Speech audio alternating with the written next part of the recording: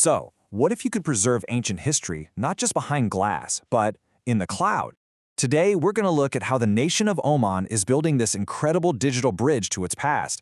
They're pioneering a whole new way to make sure its magnificent history doesn't just survive, but actually thrives for everyone, everywhere.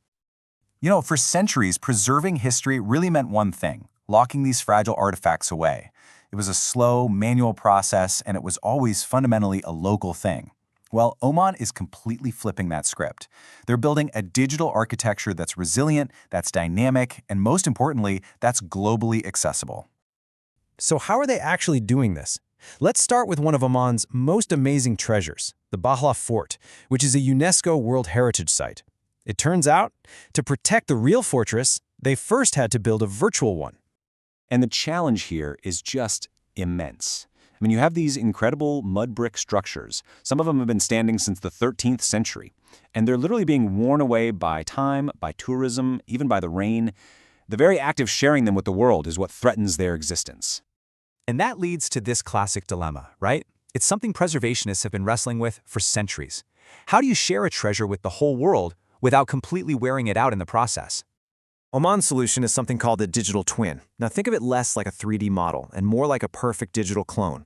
It's a high-resolution virtual copy that is so precise it can basically act as a stand-in, a proxy, for the real thing.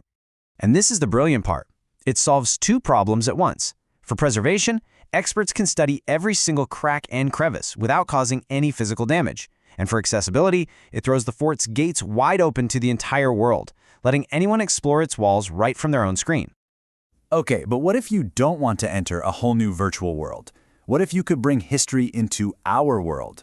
Well, that's the next step: augmenting our physical reality with digital layers, and in the process, turning citizens into custodians of their own past. Now, it's really crucial to understand the difference here. The virtual fort uses virtual reality, or VR, to create a brand new, separate world that you step into. Augmented reality, AR, does the complete opposite. It keeps you right here in the real world and just adds digital layers on top of it, all through your phone. And this is where it gets absolutely revolutionary. Oman is using AR to turn its own citizens into cultural custodians. They've developed an app that empowers regular people to help document this irreplaceable history, like the country's remote and incredibly fragile rock art sites. The impact of this is just huge. You get a perfect digital record of ancient art without a single person having to touch it. Researchers get this massive new database to work with. And maybe most importantly, the community becomes directly involved, and that creates a shared sense of ownership over their own heritage.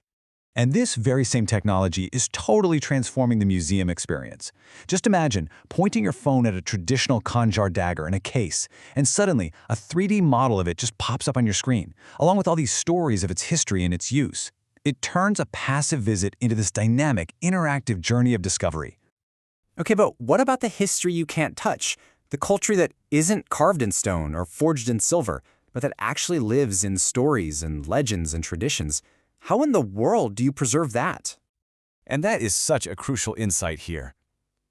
A fortress or a dagger, well, it's just an object without the stories that give it meaning. Preserving the physical thing is really only half the battle. You have to preserve the intangible culture that breathes life into it. This is where the line between preserving objects and preserving stories just beautifully blurs.